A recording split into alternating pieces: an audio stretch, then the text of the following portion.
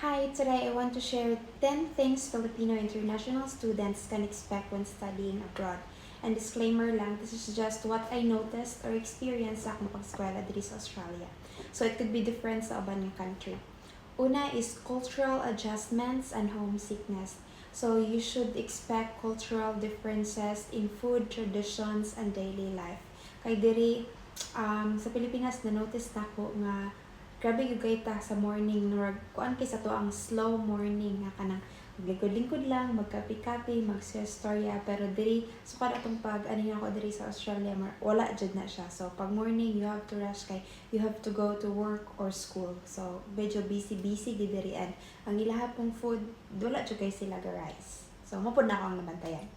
Ikaduha is different academic system. Sa Pilipinas atong nag-eskwela pa ko na-notice gid nako ang mga teachers kay effort kay na sila sa ilang discussion, explain din na nila isa-isa sa student para masabtan sa students.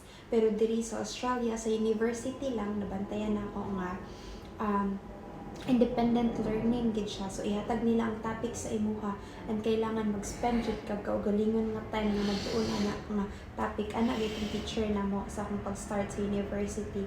Australia gid is more on independent learning gid sila. So inana ang ilang educational system diri. Number 3 is language and communication barriers. Sa Pilipinas pa lang, elementary pa lang tag-introduce naman kita sa English. So, familiar na kita sa English.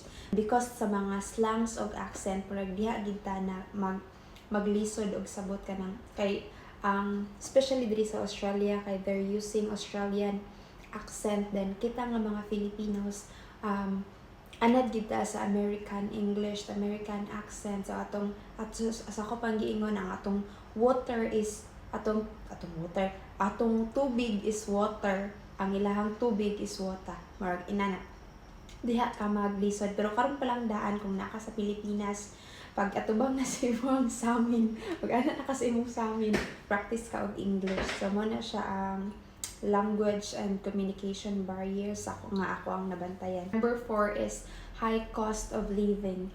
So diri gid sa Australia, so kada tong nakaani ko wala man ko naka-experience ko rent for how many months dayon. Most sa ko ang stay diri wala joy bayad, pero nabantayan gid nako atong nag-rent ko, grabe gid ay dili gid to sobra ka mahal. Mahal jud kayo ang ilang rental diri sa Pilipinas, na anad man ta nga monthly atong bayad like 1,200 pesos atong bayad for the whole month. Atong nag-board ko sa malay-balay inana mura na siya murag minimum, or I don't know, minimum na siya, pero diri mo bayad kag like 6,000 per week 6,000 pesos or more than 6,000 pesos per week sa imong renta. Then plus sa groceries pa nimo mahal gid diri, tanan expenses nimo mahal gid siya, like times 3 or times 4 nga kamahal sa ato ang sa expenses nato sa Pilipinas. So mag-expect jud ka kung maani ka diri nga mahal jud siya. Kalima, insert lang nako kay nalimutan ako. So strict work visa policies. Kung international students ka, like diri sa Australia, we are only allowed to work 48 hours a fortnight, and then kailangan jud na nimo i-follow, kay kung dili nimo i-follow you'll be in trouble sa government. So i-follow nimo, and dapat basahon pud nimo imong visa restrictions kung sa imong pwede ug dili pwede buhaton para di ka makauli og Pilipinas. So very strict gid sila, and kita man niyan hipod sa ilahang country. So dapat i-respect pud nato ang mga pwede ug dili pwede buhaton as a students. Number 6 is independence and responsibility. Kung sa Pilipinas naanad ka nga dependent ka sa imong parents sa trabahoon sa balay, and like imong parents ang naghatag sa imong needs, pag abot nimo diri lahi na kay you have to be responsible naman sa imong kaugalingon nga bills, sa imong tanan nga expenses, so responsible na pud ka to do all the cleaning, do all the cooking, tanan. So dapat ready ka for that one. Number 7 is different social norms. Diri kay ako lang nabantayan ha, kay kita manggod nga Filipino, we're very family oriented, no? Sa ato pang kuan ang ato ang mga tiguang kita gimatiman diri independence sila so tagsa dapat dili na ka ma-shock ana pag-abot diri. And number 8 is diverse and inclusive environment. So pag mag-study gani ka abroad, it is expected yun nga you can meet different people from other country. Like sa ako diri sa Australia, I met a lot of people nga nahimong friends from Bhutan, from India, from unsa pa nga country, China, tanan-tanan. So dapat pod open-minded ka and you're ready to embrace their culture. Dapat i-respect nimo sila because that's a best key nga maka-adapt ka sa culture diri sa culture abroad. Number 9 is public transportation differences.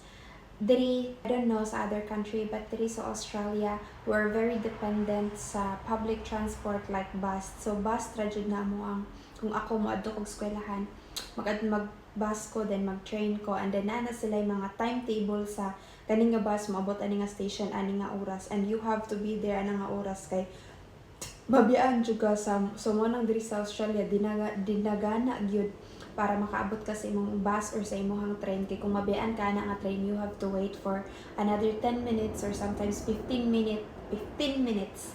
So init kaayo lahi biyang weather diri mo kay kung summer init jud kaayo 40 degrees, 42 degrees, 47 sometimes, pero kung winter pod talab sir na mag-negative for usually 1, 2, 3 degrees. So tugnaw jud kaayo na siya nang maningkamot jud ka nga makapas kasi ng kaugalingon nga bus. Number 10 mo ni siya kung pinakaganahan, opportunities of growth.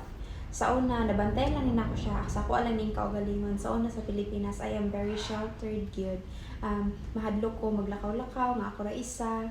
Mahadlok ko daghan gyud kog kahadlukan, like di ko kabalo ma-approach sa tao, especially sa studies, like murag kay inana man pud kag brought up sa Philippines, like we should like murag maghangad ta sa mga ingon ani nga tawo inana, pero diri bantay-bantay gid murag di bitaw nimo ma-feel nga lahi ka or ubos ka sa usa ka tawo. So na-learn ko na nako nga kailangan gid ka mo speak up. Once mag-study ka abroad, you have to speak up kay kung dili ka mo speak up, no one will speak up for yourself. So mo pud na akong ganahan. And then ako pong isa ka ganahan is sa opportunities of growth, kay daghan kayo mga opportunities nga ma-open for you once mag-eskwela ka abroad. So kay lahi man gid ang ilahang lahi man gid ang ilang training diri, and they're more on practical, especially as sa kuha nga nurses na notice gid nako nga dili kayo sila focus on academic nga